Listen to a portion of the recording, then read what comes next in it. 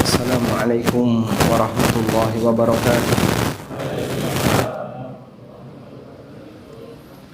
Alhamdulillahi rabbil alamin. Wassalatu wassalamu ala ashrafil mursalin Nabiyyina wa maulana Muhammadin wa ala alihi wa sahbihi ajma'in. Wa ashhadu an la ilaha illallah wahdahu la syarikalah. Wa ashhadu anna Muhammadan abduhu wa rasuluh. Salawatu rabbi wa salamu alaihi wa ala alihi wa ashabihi wa man sara ala nahjihi wa stanna bi sunnatihi ila yaumiddin. Alhamdulillah, puji syukur kita haturkan kehadirat Allah Subhanahu wa taala. Malam ini di Masjid Asmaul Husna, ini perumahan apa? Taman Villa Baru, Kota Bekasi. Allah kumpulkan kita dalam rangka untuk belajar bersama. Semoga Allah jadikan forum ini sebagai forum yang barokah. Agar bisa lebih maksimal, mungkin jamaah yang ada di dekat pintu masuk bisa merapat ke depan sedikit, Pak. Memberi kesempatan yang ada di luar. Boleh silakan bergabung untuk ke dalam. Sebelah kanan saya boleh diisi kosong. Silakan bisa merapat ke dalam. Sebagian beliau bisa masuk ke dalam. Alhamdulillah. Baik, kita mau belajar tentang, kalau lihat dari judul pengumuman, mitos-mitos seputar Ramadan. Ada mitos apa yang tersebar di sini? Baik, coba kita awali terlebih dahulu dari masalah bagaimana cara kita berkeyakinan. Bapak Ibu yang dimuliakan Allah,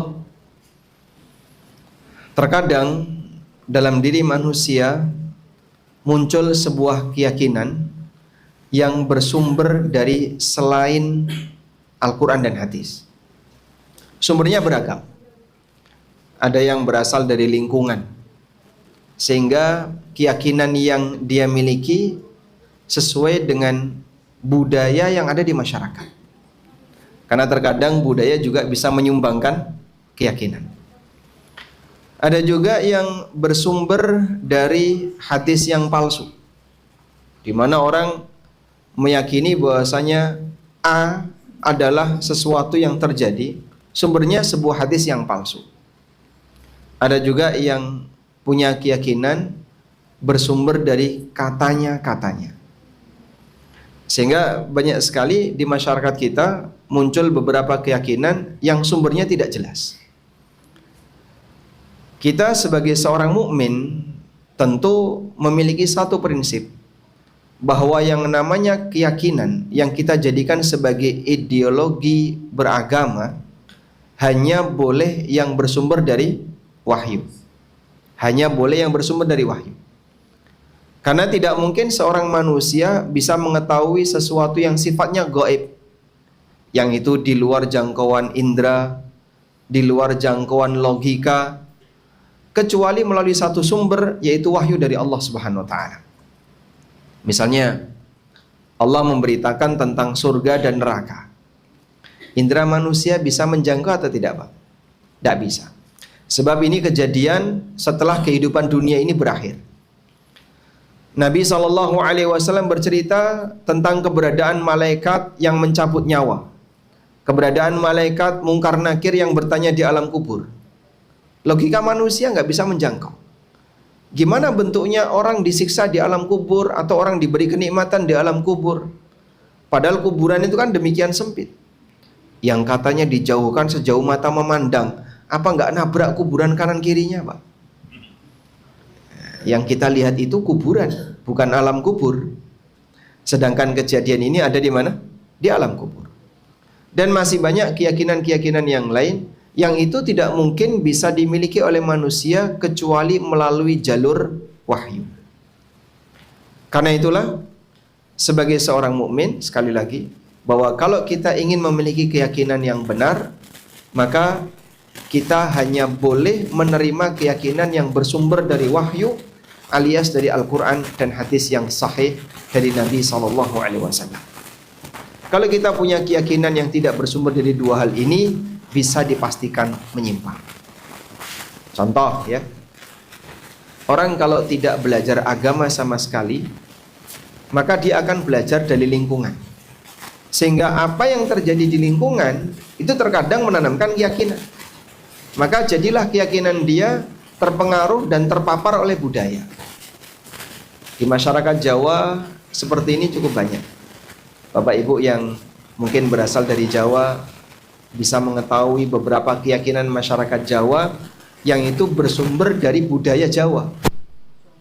Contoh ya, sekarang bulan apa Pak? Sya'ban.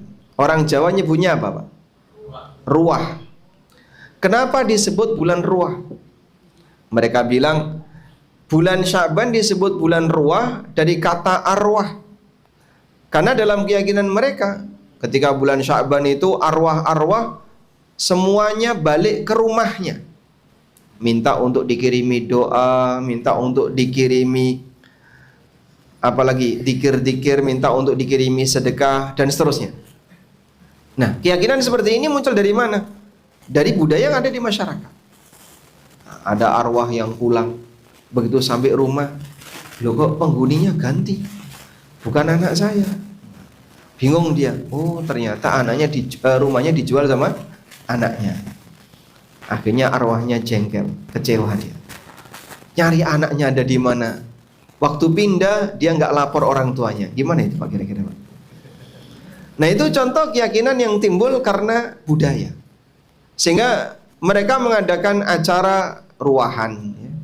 Acara kenduren ketika ruah sebagai wujud ini dalam rangka untuk ngirim amal bagi orang tua yang sudah wafat karena arwahnya balik ke dunia. Ada juga yang punya keyakinan bahwa kalau bulan Ramadan arwah itu butuh untuk dikirimi, sehingga mereka mengkhususkan ziarah kubur saat apa? Awal Ramadan atau akhir Ramadan atau malam Idul Fitri. Di sebagian daerah itu bahkan ziarahnya malam Pak. Malam takbiran itu ziarah dia.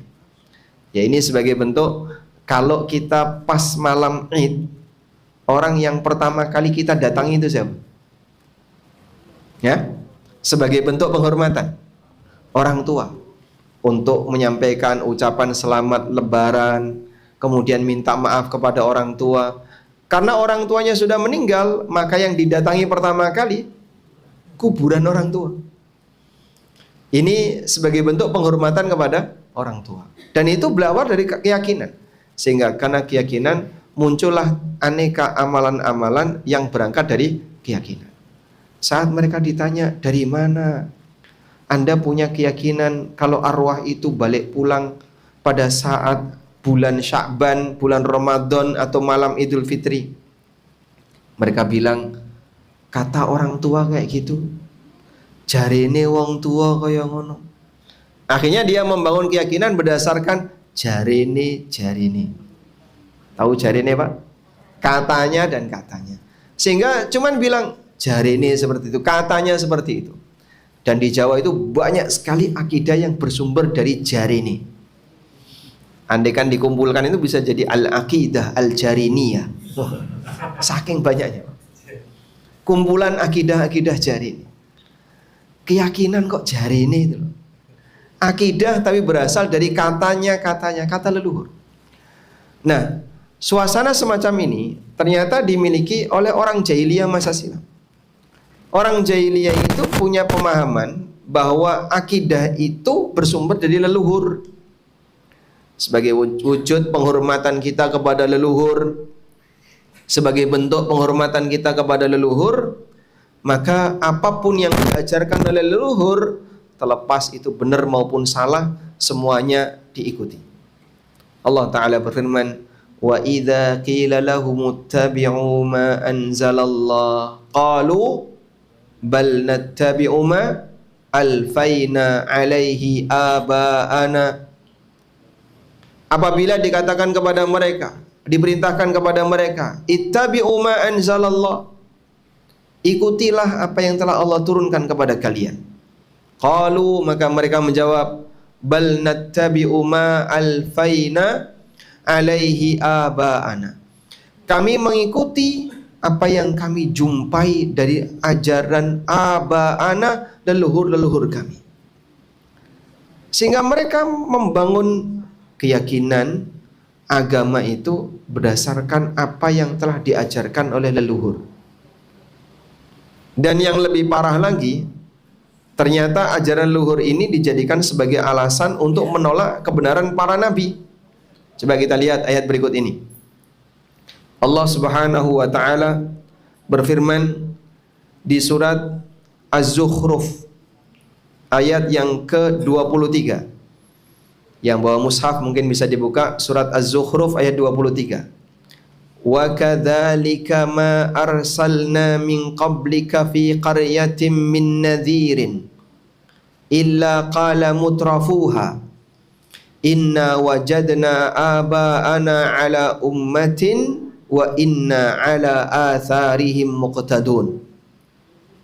Wa kadzalika, demikianlah, ma arsalna min qablika fi qaryatin, tidaklah kami mengutus seorang pemberi peringatan di sebuah daerah tertentu, illa qala mutrafuha, kecuali para pemuka yang ada di kampung itu, yang ada di daerah itu, orang-orang yang punya status sosial, mereka mengatakan, inna wajadna aba'ana ala ummatin, kami jumpai leluhur-leluhur kami sudah memiliki ajaran tertentu, wa inna ala atharihim muqtadun, dan kami mengikuti asar dan peninggalan ajaran mereka.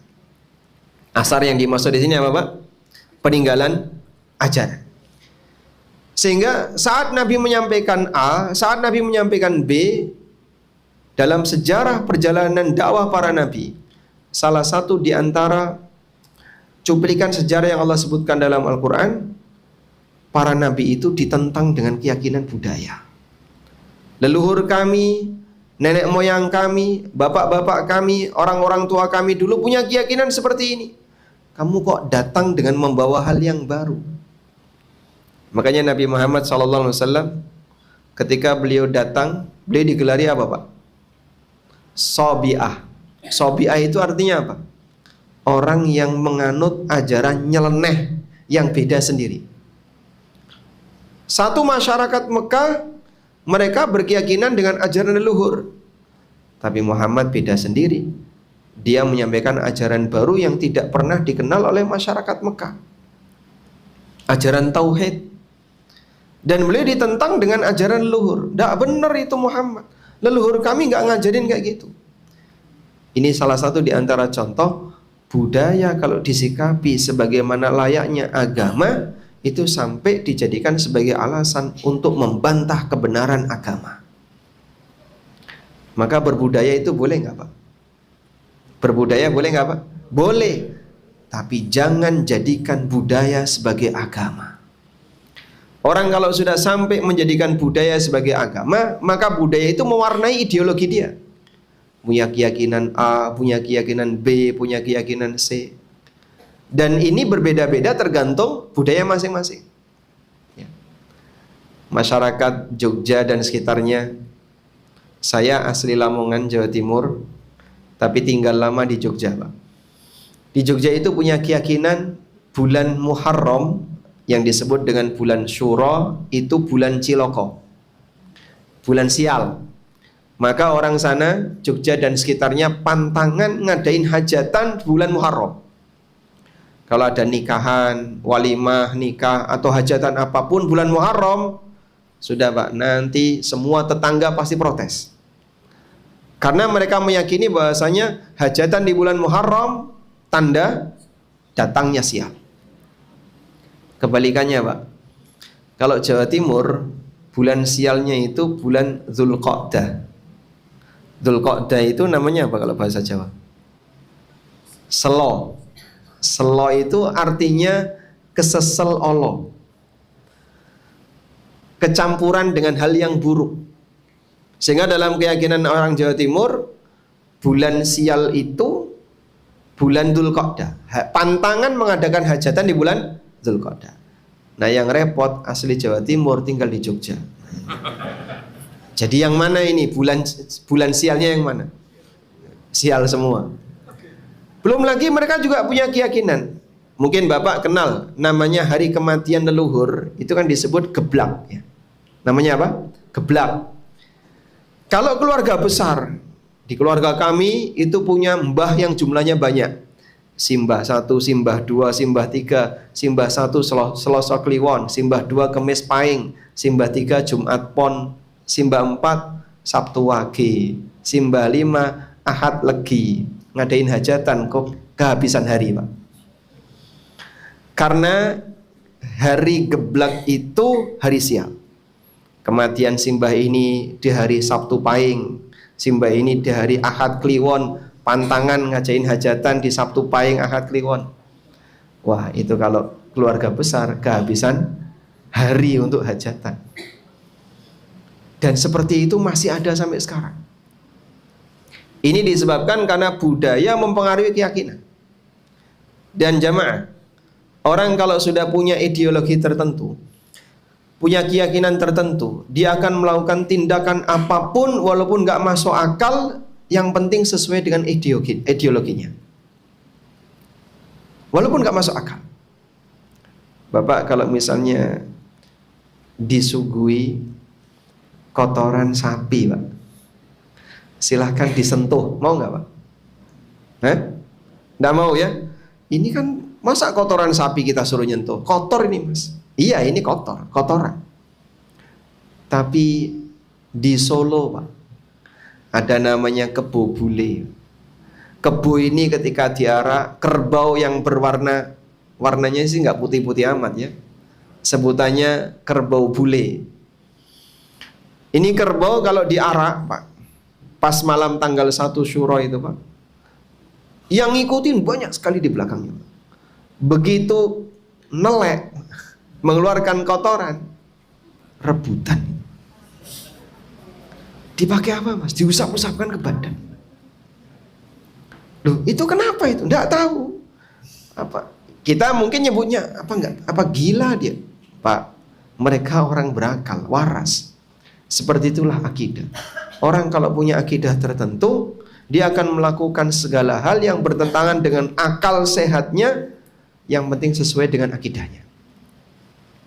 Padahal kita kalau dikasih ini kotoran kebo bule gratis, nggak bakalan mau. Di Jogja juga ada budaya nyuci pusaka keraton.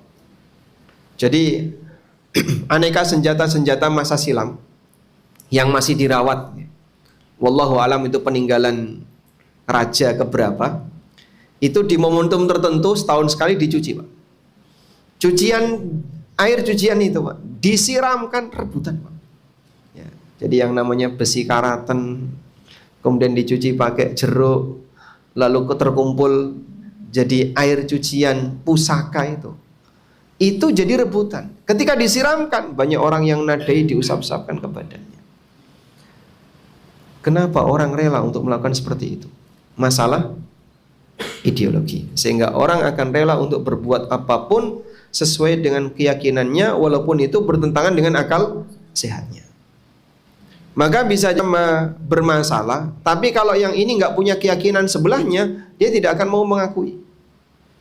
Sebagai contoh ya, pada peristiwa Mandalika dulu, Pak, yang pakai apa? Pawang. Ketika pakai pawang kok tetap hujan. Kemudian pawang ini melakukan atraksi di tempat apa? Di lapangan lah. Orang-orang ateis kan menjadikan itu sebagai meme, Pak. Jadi dia buat meme. Coba lihat Indonesia kayak gini. Dibikin meme sama orang-orang ateis tuh, yang dari Prancis, yang dari Spanyol, yang dari, karena mereka nggak percaya itu, walaupun sama-sama praktek kekufuran. Yang satu perdukunan, yang satu ateis, tapi ateis nggak percaya dengan itu, maka dia akan jadikan itu sebagai lelucon. Kok ada orang berkeyakinan seperti itu? Itulah yang namanya akidah. Manusia akan melakukan tindakan apapun sesuai dengan keyakinannya. Makanya sangat berbahaya kalau sampai orang itu punya keyakinan yang salah. Nanti turunannya itu banyak sekali, Pak. Sehingga dia melakukan A, melakukan B, melakukan C sesuai dengan dorongan keyakinannya. Baik. Demikian pula ada orang yang punya keyakinan yang sumbernya dari katanya. Katanya, Mas. Kata siapa? Yo katanya. Kata siapa? Diyakini tapi sumbernya katanya. Ini semuanya adalah keyakinan bermasalah. Kita bersihkan mitos-mitos seperti ini, Bapak Ibu, agar jangan sampai ini melekat pada diri kita dan dibawa sampai mati. Semua akidah yang menyimpang ketika dibawa sampai mati, ini bisa berbahaya bagi kehidupan berikutnya. Karena itu Allah Subhanahu wa taala ajarkan, ittabi'u ma unzila ilaikum min rabbikum wa la tattabi'u min dunihi awliya. Ikutilah apa yang telah diturunkan oleh Rabb kalian, dan jangan ngikuti bisikan apapun yang datang dari wali-wali yang nggak jelas, aulia yang nggak jelas. Sehingga ada yang bilang A, ada yang katanya B, katanya C. Kalau nggak ada sumber yang pasti, sumber yang jelas, sebaiknya Anda katakan, aku nggak mau meyakini seperti ini. Bersihkan diri kita dari keyakinan yang bermasalah, karena keyakinan seperti ini akan jadi mitos gentayangan yang ada di masyarakat dan bisa jadi dibawa sampai mati. Nah, di antara mitos-mitos Ramadan, mungkin nanti bisa kita kembangkan dengan Anda menyebutkan beberapa kasus yang barangkali berbeda antara orang Jawa sama orang di sini apa namanya? Ini bukan Jawa ya? Betawi. Oh, Betawi. Ya, orang Bekasi kalau ke Jawa Tengah pulang kemana? Ke Jawa. Jadi barangkali ada mitos yang berbeda antara yang ada di sini dengan yang ada di Jawa Tengah atau Jawa Timur. Pertama, keyakinan bahwasanya arwah itu kembali ketika bulan Sya'ban atau bulan Ramadan. Dan ini keyakinan yang jelas salah. Kenapa, Pak? Karena nggak mungkin arwah itu bisa balik.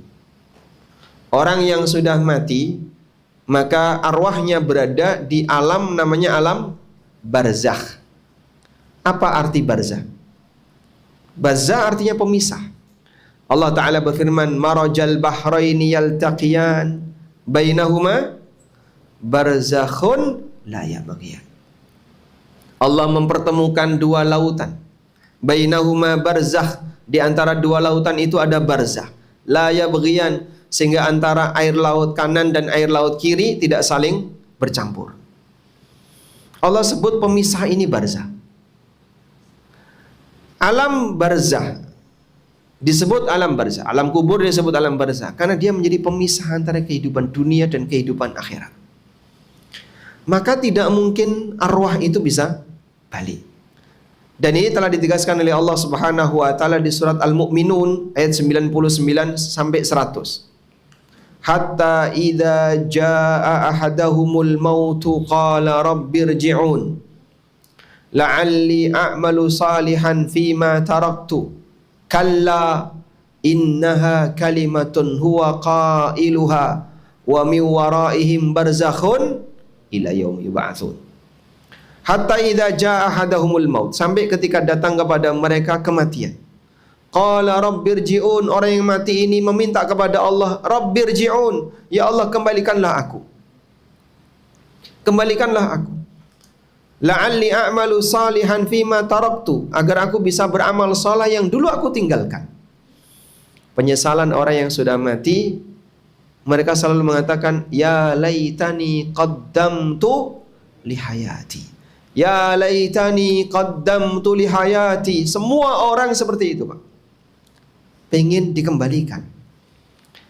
Orang jahat pengen dikembalikan agar dia bisa tobat. Orang baik pengen dikembalikan agar dia bisa menambah amal kebaikan.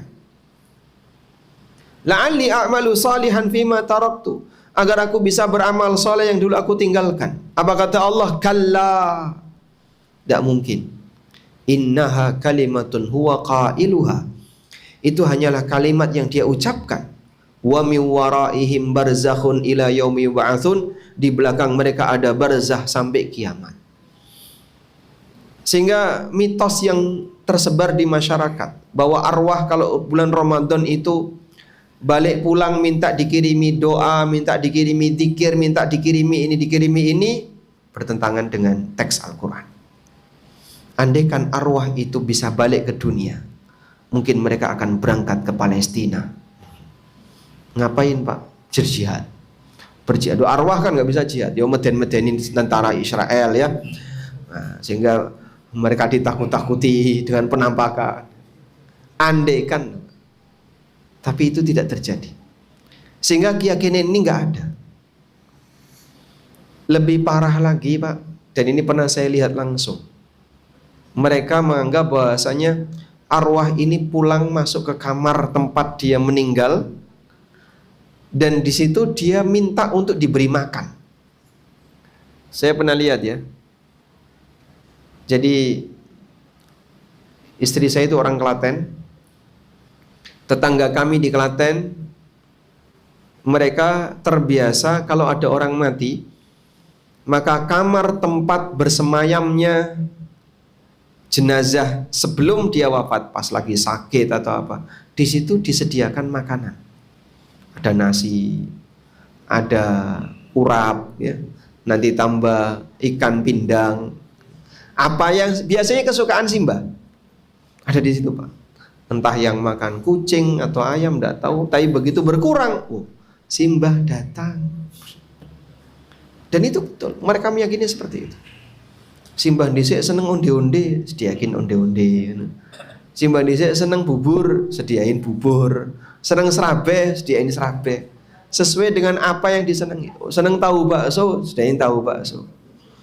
Simbah nek ngombe kopi, ra nganggo gula, takut diabetes. Awis mati kok diabetes. Dan real mereka pasang itu, ada makanan itu di kamarnya. Kadang makanan itu ditaruh di teras rumah. Ini makanan Simbah. Mungkin Anda pernah jumpai itu ketika di Bali ya. Dan ternyata itu ada di Jawa. Karena mereka meyakini arwah itu kembali pulang dan mengkonsumsi makanan sebagaimana saat dia hidup. Ini kan contoh hal bermasalah, ya, boleh kita sebut keyakinan konyol, sampai diterapkan dalam aktivitas. Jadi berpengaruh pada tindakan nyata. Baik, kita nggak mungkin dan tidak boleh punya keyakinan seperti ini. Sehingga tidak ada istilah bahwasanya arwah itu kembali pulang ke daerah masing-masing atau ke rumah masing-masing. Karena nggak ada ceritanya orang kalau sudah mati bisa balik lagi ke dunia. Terus yang benar gimana Pak? Semua arwah berada di alam barzah dan mereka sibuk dengan urusannya. Yang dia punya dosa, punya maksiat yang belum diampuni oleh Allah, yang mereka mati dalam keadaan masih membawa aneka dosa dan maksiat, mereka dihukum sesuai dengan tingkatan dosanya, sesuai dengan apa yang Allah kehendaki. Sehingga dia sibuk menjalani hukumannya. Yang sedang mendapatkan kenikmatan, mereka sibuk menikmati kenikmatannya, sehingga mereka nggak balik. Dan tidak ada istilah orang itu balik, hidup kembali ke dunia. Baik. Mitos yang kedua, yang barangkali ini juga banyak tersebar di sekitar kita ya, berkaitan dengan keyakinan saat Lailatul Qadar. Sebagian masyarakat kita kan punya keyakinan bahwa tanda orang mendapatkan Lailatul Qadar adalah dia bisa melihat kejadian luar biasa atau kejadian aneh saat Lailatul Qadar. Itulah tanda dapat Lailatul Qadar. Sehingga kalau nggak melihat tanda-tanda seperti ini, berarti dia tidak mendapat Lailatul Qadar. Misalnya dia melihat pohon sujud, atau dia melihat tulisan Allah di langit, atau dia melihat bintang pindah, ya, ada meteor atau bintang berpindah, atau dia misalnya melihat apa kejadian-kejadian aneh, tiba-tiba keluar cahaya atau apa dan seterusnya. Dia meyakini yang berhasil dapat Lailatul Qadar ada yang seperti itu. Dan ini tidak benar. Ini tidak benar. Bukan syarat untuk disebut dapat Lailatul Qadar harus melihat kejadian-kejadian luar biasa, harus melihat kejadian aneh. Kenapa Pak? Sebab kita ini tidak diperlihatkan oleh Allah tentang sesuatu yang gaib. Walaupun terkadang ada sebagian di antara manusia yang Allah tampakkan hal yang gaib, tapi tidak semuanya.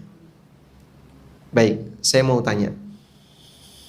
Tahu hal yang gaib itu, atau begini, tidak tahu hal yang gaib itu kelebihan atau kekurangan? Sebagai manusia Pak, tidak tahu hal yang gaib itu kelebihan atau kekurangan? Normal atau tidak? Ya, normal. Andaikan kita tahu hal yang gaib, kira-kira hidup kita gimana Pak? Ya, susah. Contoh sederhana Pak. Semua di sini kan punya rahasia Pak ya.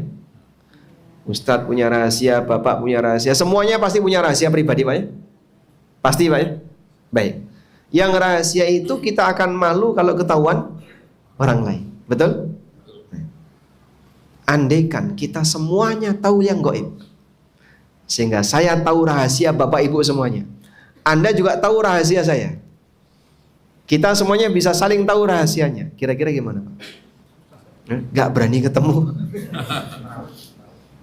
Aku tahu tadi kamu ngapain saja, ayo. Aku tadi tahu kamu ngapain aja, yang kamu buka apa tadi pas buka HP. Coba gimana kira-kira? Gak bisa hidup nyaman kita Pak. Maka tidak tahu hal yang gaib itu anugerah Pak. Sehingga Anda bisa berinteraksi dengan orang lain dengan sangat nyaman. Maka aneh kalau orang sudah diberi sifat normal seperti ini, tapi dia pengen abnormal. Abnormal abi ya, abnormal. Dia pengen gak normal. Jadi dia belajar untuk bisa mengetahui hal yang gaib. Itu tindakan gak normal semua. Nebak-nebak ini tindakan gak normal semua. Tahu jin itu normal atau tidak? Melihat jin itu normal atau enggak? Enggak normal ya. Sehingga tidak bisa melihat jin sehat, normal. Nyaman enggak? Nyaman Pak. Kebayang enggak kalau kita hidup ini bisa melihat jin Pak? Begitu Anda masuk toilet, Masya Allah. Katanya kan toilet itu banyak didiami jin. Masuk toilet, Masya Allah, ada ting gelantung di atas. Kira-kira bisa keluar nggak itu? Mungkin nggak jadi buang air. Kenapa? Ketakutan. Penampilan-penampilan yang demikian menakutkan mungkin ada di mana-mana. Orang lagi berkendara tiba-tiba ada yang nyebrang. Kaget nanti dia. Sehingga sebuah anugerah yang Allah berikan kepada hamba saat dia tidak bisa melihat jin. Saya nggak bisa lihat jin. Dan saya tidak tahu rahasia orang lain. Saya nggak ngerti hal yang gaib. Dan bagi saya ini saya syukuri. Maka kalau ada orang yang ngaku Kiai A bisa lihat jin, ini bisa ngelihat aura orang lain, aduh ini nggak normal bagi saya. Dan saya tidak iri sepeser pun dengan orang-orang yang punya kemampuan seperti itu. Alhamdulillah saya nggak tahu dan saya normal. Karena melihat jin itu nggak normal. Allah Ta'ala berfirman, innahu yarakum huwa wa qabiluhu min haitsu la tarawnahum. Sesungguhnya iblis bisa melihat kalian beserta bala tentaranya di posisi kalian tidak bisa melihat mereka. Maka jin bisa melihat kita, tapi kita tidak bisa melihat jin, dan itu anugerah jamaah. Maka tidak ditampakkan hal yang gaib itu normal dan anugerah. Karena itu tidak harus ya. Kita terkadang kan ada sebagian orang pengen sesekali ditampakkan hal yang gaib. Buat apa? Ya saya biar punya kelebihan tersendiri. Itu bukan kelebihan. Ditampakkan hal yang gaib itu buat apa? Normal kamu seperti ini. Beda dengan para nabi. Kalau para nabi itu bagian dari mukjizat. Kalau selain para nabi, cukuplah yang normal-normal saja. Yang penting kau bisa jadi orang yang bertakwa. Ada yang pengen belajar, lihat tuyul. Ngapain? Ya saya pengen ngerti tuyul. Buat apa ngerti tuyul? Saya pengen ngerti khodam. Saya pengen ngerti apa lagi? Perewangan. Sehingga nanti bisa cek khodam. Sekarang nggak penting cek khodam. Yang lebih penting cek saldo. Jadi hal-hal konyol seperti ini terjadi di masyarakat karena mereka bersinggungan dengan klenik dan aneka ramalan yang nggak jelas. Kemarin sempat viral ya, orang buka layanan cek khodam, sehingga tinggal ngirimkan nama, kemudian tanggal lahir, asal di mana, maka kami akan terawang dari jauh. Dan diterawang, oh khodam Anda singa, yang ini khodamnya apa, elang, yang ini khodamnya apa lagi, dan seterusnya. Subhanallah. Dan kayak gitu dipercaya. Seperti itu dipercaya. Ini praktek ngerusak akidah. Baik, kembali kepada tadi. Lalu bagaimana dengan keyakinan sebagian masyarakat bahwa tanda orang mendapatkan Lailatul Qadar adalah yang bisa melihat kejadian-kejadian aneh tadi? Ini keyakinan nggak benar, Pak. Bukan syarat orang dapat Lailatul Qadar harus bisa melihat kejadian luar biasa. Karena gara-gara keyakinan ini membuat sebagian orang jadi putus asa. Aku udah berusaha iktikaf, aku udah berusaha rajin ibadah, tapi nggak pernah lihat apa-apa itu, Pak. Biasa-biasa saja. Sampai tengah malam jam 12 tak perhatikan pohon, juga nggak sujud-sujud. Nah, tak lihat ke langit, nggak ada kata Allah, tulisan Allah, nggak ada. Ya, Bapak mau nyari apa?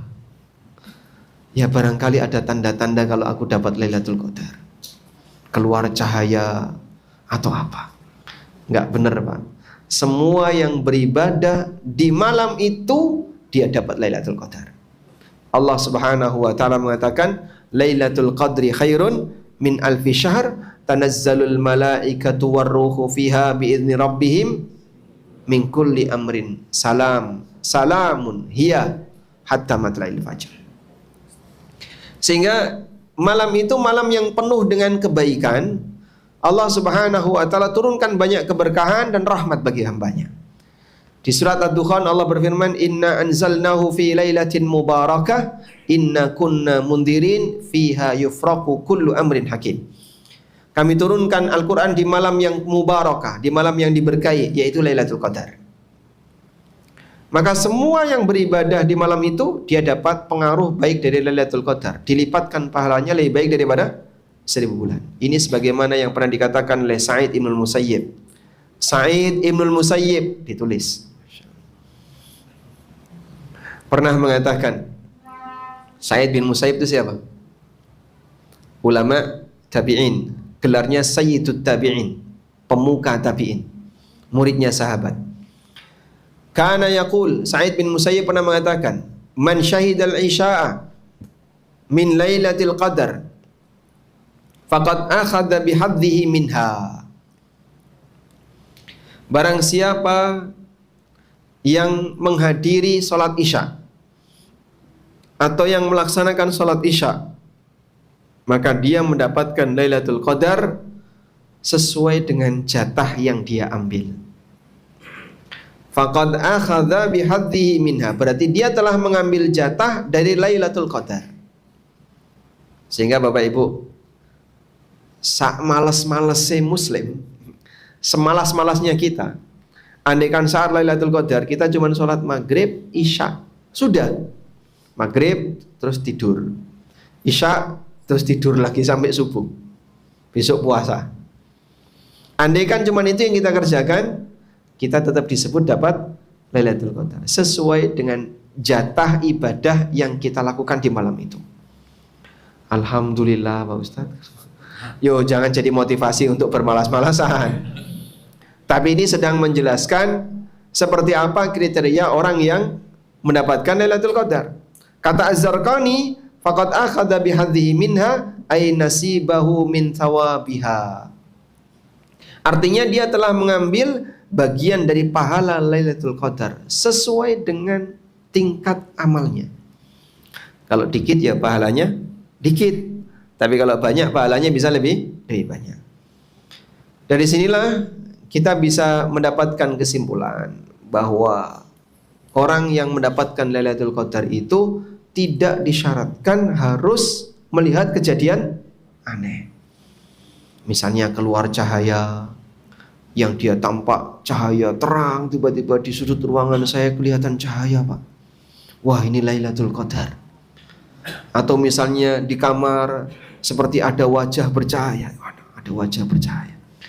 Ternyata istrinya sedang buka HP di kegelapan malam, sehingga wajahnya bercahaya. Sudahlah, nggak ada yang seperti itu. Karena bukan syarat untuk disebut dapat Lailatul Qadar, dia harus melihat kejadian luar biasa. Cukup kita beribadah kepada Allah sesuai dengan aktivitas ibadah yang bisa kita kerjakan di Lailatul Qadar yang kita nggak tahu kapan tepatnya. Bisa malam A, malam B, malam C, yang penting di 10 terakhir Ramadan. Yang kemudian kita mengamalkan semuanya. Kita kerjakan amalan di seluruh 10 malam terakhir ini. Di malam ini saya kerjakan amal, di malam ini semuanya sampai malam yang terakhir. Insya Allah kita terhitung mendapatkan Lailatul Qadar. Baik. Saya punya cerita. Isya jam berapa?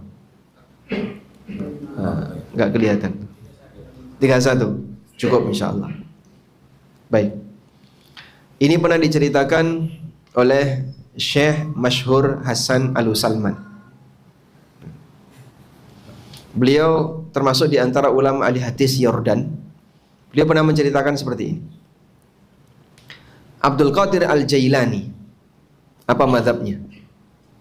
Apa mazhabnya Abdul Qadir Al-Jailani?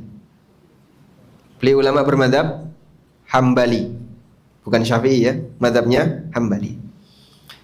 Pernah satu ketika beliau ini melakukan qiyamul lail. Di tengah beliau qiyamul lail, tiba-tiba keluar cahaya terang sekali di salah satu sudut ruangannya.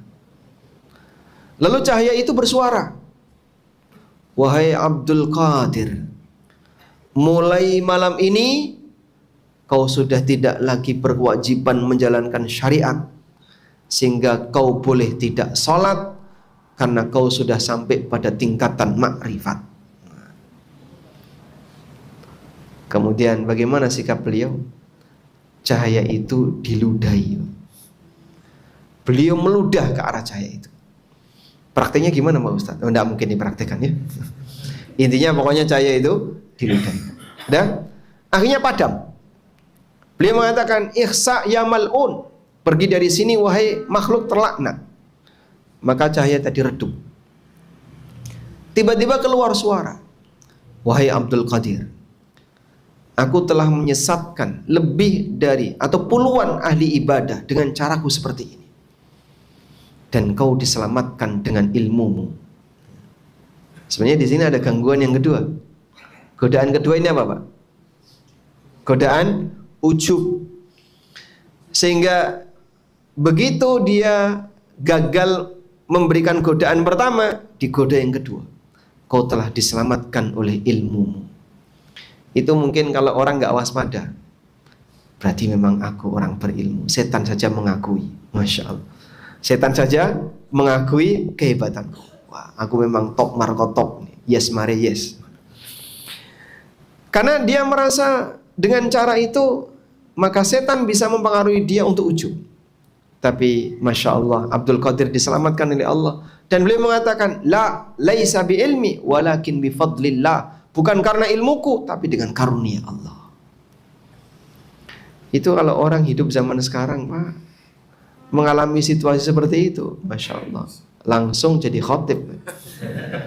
Seketika berubah jadi Ustadz Kibar. Dia punya banyak cerita yang mungkin akan disebar di berbagai macam stasiun televisi, jadi viral. Cuman sayangnya nggak ketangkap CCTV. Jadi dia mungkin hanya bisa cerita. Karena di masyarakat kita orang begitu percaya kalau orang cerita tentang hal-hal gaib yang nggak jelas, ya, bahkan dipercaya banyak orang walaupun dusta. Apalagi di akhir zaman yang disebut oleh Nabi SAW sebagai zaman penuh penipuan. Rasulullah SAW pernah mengatakan, "Sayati 'alan nasi sanawatun khadda'atun." Akan datang di tengah umat manusia tahun-tahun penuh dengan penipuan. Yusaddaqu fiha al-kadhib wa yukadzabu fiha as-sadiq wa yu'tamanu fiha al-kha'in wa wa yukhawwanu fihal amin.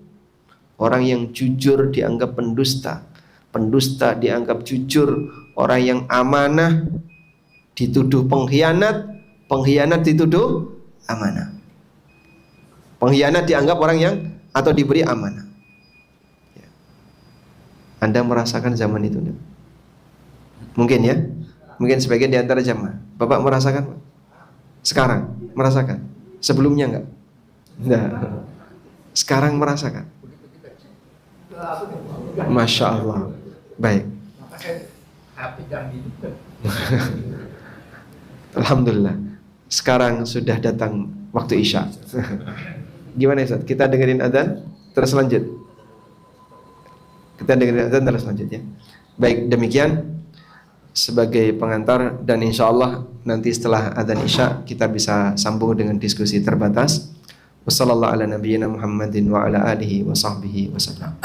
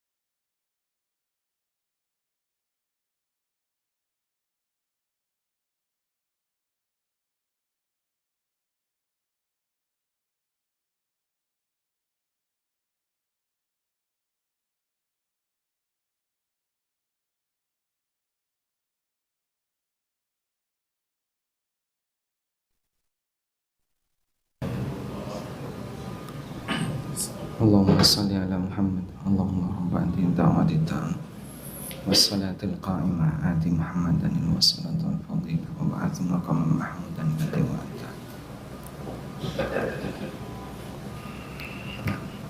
Alhamdulillah wassalatu wassalamu ala Rasulillah wa ala alihi wa sahbihi wa mawalah.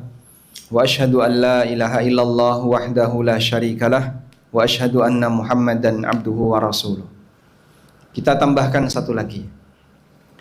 Banyak orang meyakini bahwa begitu selesai Ramadan, maka semua manusia seperti bayi yang dilahirkan dari rahim ibunya.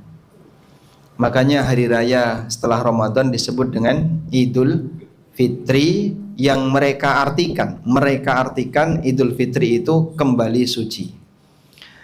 Mohon maaf, penerjemahan ini salah ya, terlalu jauh.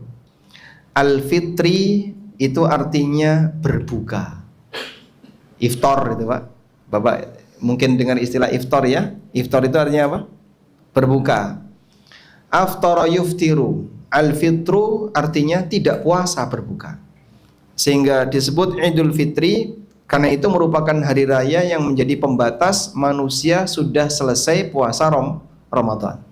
Maka disebutlah Idul Fitri. Sehingga makna Idul Fitri yang benar itu kembali tidak puasa. Baik. Kembali tidak puasa, bukan kembali suci. Kalau suci artinya apa? Dalam bahasa Arab, suci artinya tahir. Tahirun la yamassuhu illal mutahharun. Tahirun mutahharun, itu suci. Tapi kalau al-fitru artinya berbuka. Kalau fitrah Pak, kalau fitrah itu artinya aslul khilqah, asal penciptaan. Fitratallahi allati fataran nasa 'alaiha. Itulah fitrah Allah di mana manusia diciptakan oleh Allah dalam kondisi dia dalam keadaan memiliki fitrah tertentu, yaitu kecenderungan untuk mengimani Allah, meyakini keesaan Allah dan seterusnya. Tayyib. Sebenarnya meyakini bahwa orang ketika berada di penghujung Ramadan itu seperti bayi yang baru dilahirkan dari ibunya, dalam arti bersih dari dosa. Jika ini diyakini sebagai harapan, tidak ada masalah. Ya, kita semuanya berharap sepanjang puasa ini bisa melebur dosa, sehingga begitu selesai Ramadan kita seperti manusia nol dosa. Setelah itu minta maaf sebelah kanan, kiri, ke semua tetangga. Lalu kita bilang kosong-kosong, sudah tidak ada dosa. Mudah-mudahan itu terwujud. Harapan kita di penghujung Ramadan dosa kita diampuni.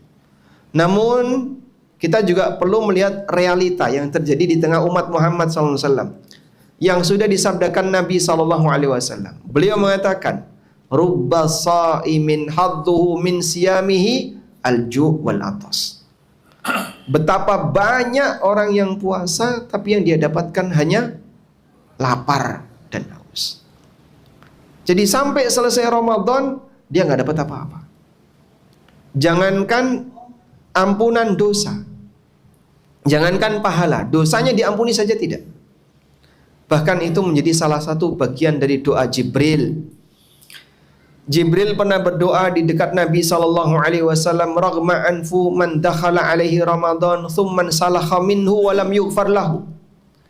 Celakalah orang yang ketemu bulan Ramadan sampai Ramadan selesai walam yughfar lahu, tapi dia belum diampuni. Kenapa dia belum diampuni? Padahal demikian kuat pengaruh ampunan dari Ramadan. Karena sepanjang puasa Ramadan dia rajin berbuat dosa dan maksiat, sehingga Ramadannya tidak berkualitas. Ketika Ramadan maksiatnya nggak berhenti, baik maksiat karena indera, maksiat karena lisan, maksiat karena anggota badan, atau maksiat dalam urusan harta atau yang lainnya. Di posisi ketika orang penuh dengan aneka perbuatan maksiat, puasa Ramadan yang dia lakukan bisa jadi tidak memberikan pengaruh terhadap pengampunan dosa. Sampai Ramadan selesai dia bawa dosa. Masuk Ramadan bawa dosa, di dalam Ramadan nambahi dosa, keluar Ramadan gak hilang dosanya. Ini orang yang gagal ketika Ramadan. Nah, seperti ini jangan sampai terjadi pada diri kita ya, karena ini akan menyebabkan harapan itu hilang. Anda yang berharap semoga Ramadan ini bisa menghasilkan penghapusan dosa sehingga seperti bayi yang baru saja dilahirkan dari ibunya, pas Idul Fitri dia berkeyakinan saya sudah kembali suci. Ini hanya harapan kosong kalau ternyata Ramadannya tidak berkualitas. Wallahu ta'ala alam. Baik, mungkin itu yang bisa kita sampaikan. Semoga jadi muqaddimah dan pengantar yang bermanfaat.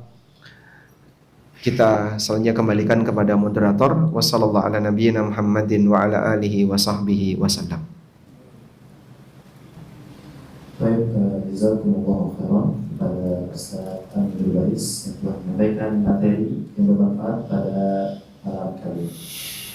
Baik, sekarang kita masuk ke sesi tanya jawab, dimulai dari Ikhwan dari Bapak-Bapak. Ada yang ingin bertanya langsung? Silakan.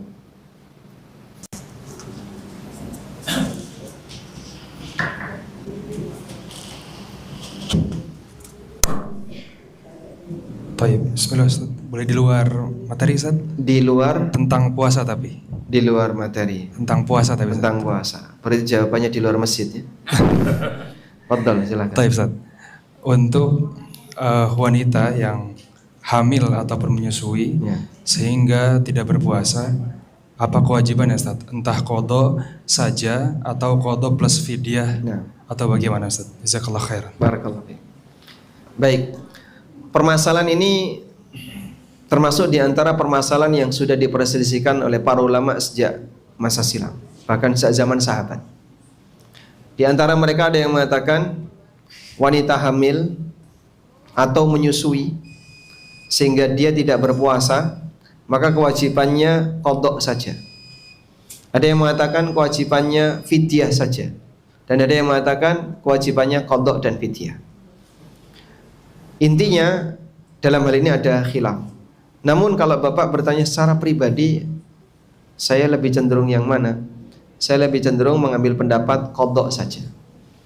Kenapa qadha saja? Karena orang yang tidak berpuasa itu ada dua. Satu, tidak berpuasa dan dia punya kemungkinan, punya peluang untuk bisa berpuasa di kemudian hari. Yang kedua, dia tidak bisa berpuasa dan itu sifatnya permanen. Seperti karena sakit yang menaun atau karena faktor usia yang sudah lanjut sehingga dia tidak bisa melaksanakan puasa Ramadan ini dan seterusnya. Maka untuk yang kedua, yang tidak punya harapan bisa sembuh, tidak punya harapan bisa sehat atau lebih kuat untuk puasa, maka orang ini cukup bayar apa? Fidyah. Wa 'alal ladzina yutiqunahu fidyatun ta'amu miskin. Bagi mereka yang keberatan untuk puasa, maka kewajiban dia adalah fidyah dengan memberi makan orang miskin. Sementara untuk mereka yang masih punya peluang bisa menjalankan puasa, seperti sakit yang sifatnya sementara, maka nanti kewajiban orang ini adalah bayar qadha setelah dia sehat di luar Ramadan. Wallahu a'lam. Silakan bacakan.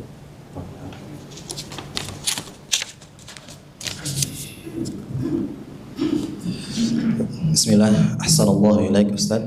Izin bertanya, doa apakah yang sahih untuk orang tua yang sudah meninggal? Apakah bisa kita mengirimkan Yasin atau Al-Fatihah? Syukran, jazakumullah khairan. Doa yang sahih untuk orang tua yang sudah meninggal ini diajarkan dalam Al-Quran. Kalimatnya gimana Pak? Ya, wa qur rabbirhamhuma kama rabbayani saghir. Allah perintahkan itu. Wa qul rabbirhamhuma kama rabbayani saghir. Kemudian di ayat yang lain Nabi Nuh alaihissalam pernah berdoa kepada Allah, Rabbighfirli wali walidayya waliman dakhala baitiya mu'minan walil mu'minina wal mu'minat. Sehingga kalau kita ingin berdoa untuk orang tua yang sudah meninggal, pakai doa yang mana Pak? Silakan gunakan doa dalam Al-Quran itu sudah yang terbaik. Rabbighfirli wali walidayya warhamhuma kama rabbayani saghira. Rabbighfirli wa liwalidayya wa liman dakhala baitiya mu'minan walil mu'minina wal mu'minat. Insyaallah kalau kita membaca doa seperti ini, doa kita sejalan dengan petunjuk yang ada dalam Al-Qur'an, yang disebut oleh Allah sebagai hudan linnas, sumber petunjuk bagi manusia. Kalau pakai doa yang lain, silahkan. Intinya memohonkan ampun untuk orang tua, memohonkan agar beliau dirahmati oleh Allah, karena mereka yang sudah meninggal sangat butuh dua hal ini, maghfirah dan rahmat. Boleh nggak Pak kita mengirimkan bacaan Al-Quran seperti bacaan Yasin atau Al-Fatihah atau Al-Baqarah atau Ali Imran atau An-Nisa, sehingga misalnya kita ajak teman-teman kita yang lain, tolong kirimkan doa untuk orang tuaku. Baik, silakan kamu pandu. Ila walidayya Al-Baqarah. Teman-temannya bingung. Kita ngirim apa ini? Al-Baqarah. Bukannya Al-Fatihah. Kurang panjang Al-Baqarah. Bubar pesertanya. Kepanjangan, Pak. Loh, biar lebih banyak yang dikirimkan. Baik, apakah bisa seperti itu? Dalam hal ini ulama beda pendapat. Ada dua madhab yang mengatakan boleh dan sampai, dan ada dua madhab yang mengatakan tidak boleh dan tidak sampai. Dua madhab yang boleh dan sampai adalah madhab Hanafiyah dan Hambali. Hanafiyah bahkan cukup kuat pembelaannya untuk mengatakan bahwa mengirim amal berupa bacaan Quran kepada mayit hukumnya sampai dan boleh. Ibnu Abil Iz dalam syarah Aqidah Tahawiyah itu menyebutkan banyak sekali dalil-dalil dan alasan-alasan yang beliau sampaikan, dan beliau ulama ahlu sunnah untuk mengatakan bahasanya mengirimkan bacaan Quran bisa sampai kepada mayit. Sementara ada dua madhab yang mengatakan tidak boleh dan nggak sampai. Jadi kalaupun dilakukan nggak sampai. Ini adalah madhab Malikiyah dan Syafi'iyah. Maka kalau ada praktek seperti ini, jika orangnya ditanya, Bapak madhabnya apa? Saya nggak tahu. Berarti dia tidak punya madhab.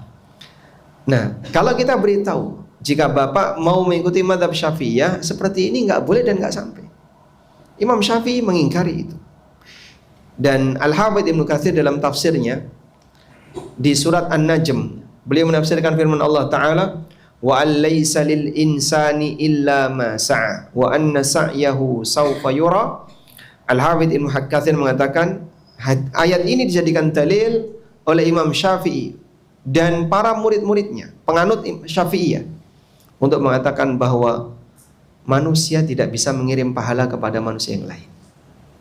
Yang bisa berdoa, mendoakan bisa. Kalau mendoakan bebas Pak, tidak harus keluarga. Sehingga saya mendoakan orang mukmin yang meninggal walaupun nggak ada hubungannya dengan keluarga, bisa nggak? Bisa. Seperti para khatib. Rabbighfir, Allahumma ighfir lil mu'minin wal mu'minat wal muslimin wal muslimat al ahya'i minhum wal amwat innaka sami'un qaribun mujibu da'awat. Doanya siapa ini? Biasanya para khatib ketika Jumatan. Begitu khatib sudah berdoa seperti ini, yang tidur-tidur bangun semua. Sebentar lagi Jumatan mau selesai. Dan ini contoh bahasanya kita diajarkan agar saling mendoakan kebaikan bagi mukmin yang lain. Dan itu bisa sampai. Itu kalau doa. Doa itu kan memohon kepada Allah agar si A diampuni, agar si A dirahmati, orang-orang yang sudah meninggal tadi diampuni oleh Allah. Kalau itu sampai. Tapi beda dengan baca Fatihah atau surat A, surat B. Ini saya kirimkan untuk fulan, saya kirimkan untuk si A, untuk si B. Ada dua pendapat ulama tadi. Wallahu a'lam. Ustaz, tadi yang bertanya mendapatkan hadiah. Yang bertanya dapat hadiah. Tadi Mas satu. Tadi yang mana Mas? Satu. Ini ya. Adapun tadi yang ibu-ibu ya, bisa nanti setelah selesai kajian bisa. Ibu-ibu tadi yang tanya ngirim bacaan tadi. Ya. Ya, kita kasih buku Mata Menata Wanita. Masya Allah. Maaf. Satu pertanyaan lagi Ustaz ya, bisa? Silahkan. Ini angkat tangan banyak sekali gimana ya? Gimana Ustaz? Ustaz pilih aja Ustaz. Ya, saya ngikuti moderator. Dari ini Mas Pak, silahkan. Assalamualaikum warahmatullahi wabarakatuh. Waalaikumsalam warahmatullahi wabarakatuh. Ahlan Ustadz menanyakan tentang zakat fitri itu lebih utama kita membayarkannya di tempat tinggal kita di sini ataukah apabila kita pulang kampung kita membayarkannya di pulang kampung kita gitu. Di tempat mana yang paling afdol untuk pembayaran zakat fitri? Yang lebih tepat adalah di tempat di mana kita berada saat malam Idul Fitri. Karena zakat fitrah itu zakat badan. Saya ulangi ya. Zakat fitrah itu zakat badan. Maka ada zakat mal, ada zakat badan. Untuk zakat badan kita bayarkan di mana badan kita berada saat Idul Fitri. Ya, sehingga kalau Bapak Ibu pulang kampung, misalnya H-3 sudah pulang, sampai kampung malam Id sudah ada di kampung, maka nanti zakatnya dibayarkan di kampung. Agar saat kita Idul Fitri di situ kita dalam posisi membayarkan zakat badan kita. Baik, wallahu a'lam. Selanjutnya, jadi nggak? Oh, enggak. Bisa dialihkan dulu? Cukup Ustaz, insyaallah. Mau kertas? Boleh Ustaz? Ini tadi bertanya. Oke. Oh, hadiah. Di ranting aja. Satu untuk akhwat, satu lagi nggak boleh. Baik, bismillah. Assalamualaikum. Izin bertanya Ustadz, bagaimana membayar hutang puasa yang dulu-dulu yang tidak dihitung lagi Ustadz, sehingga lupa puasanya berapa hutangnya? Syukran Ustadz. Mohon jangan diremehkan berkaitan dengan masalah utang. Misalnya si A utang si B, si A utang si B, yang lebih cepat lupa yang mana Pak? Yang utang atau yang memberi utang? Yang utang. Kenapa? Karena orang itu nggak senang dengan beban. Padahal melupakan hitungan utang itu bahaya, Pak. Karena nggak selesai di dunia, lanjut di mana? Di akhirat. Termasuk juga utang dalam agama. Utang agama contohnya utang zakat, utang puasa, kemudian utang-utang yang lain. Ini bahaya, Pak. Nah, gimana? Harus serius diperhatikan.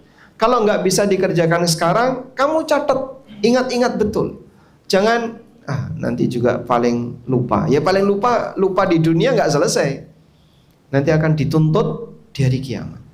Dan itu lebih berat daripada harus dibayarkan ketika di dunia.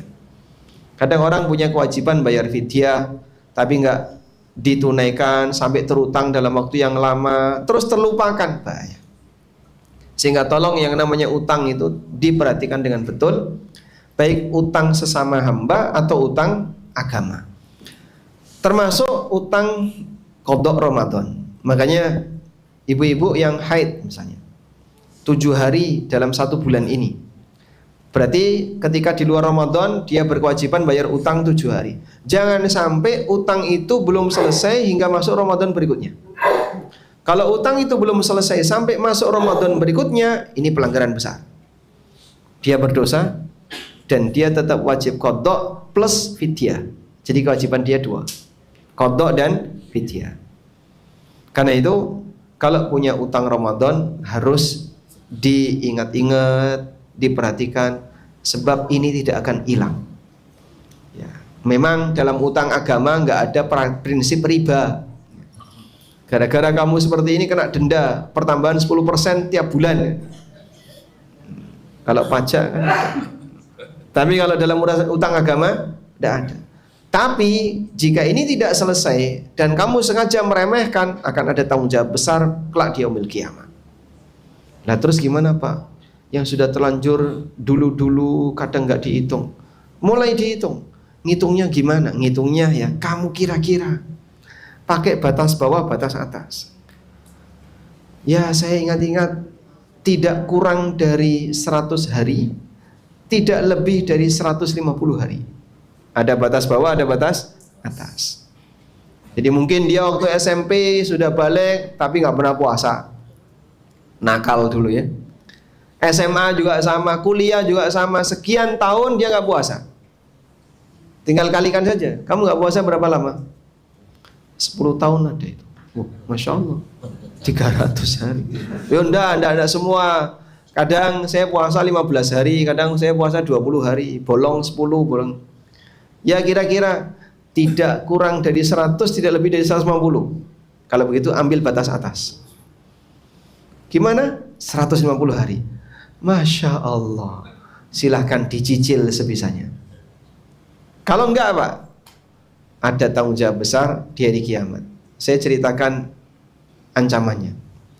Nabi SAW pernah melihat ada orang yang dijungkir, ditusuk kakinya. Bapak lihat orang jualan sate, dagingnya ditusuk di mana?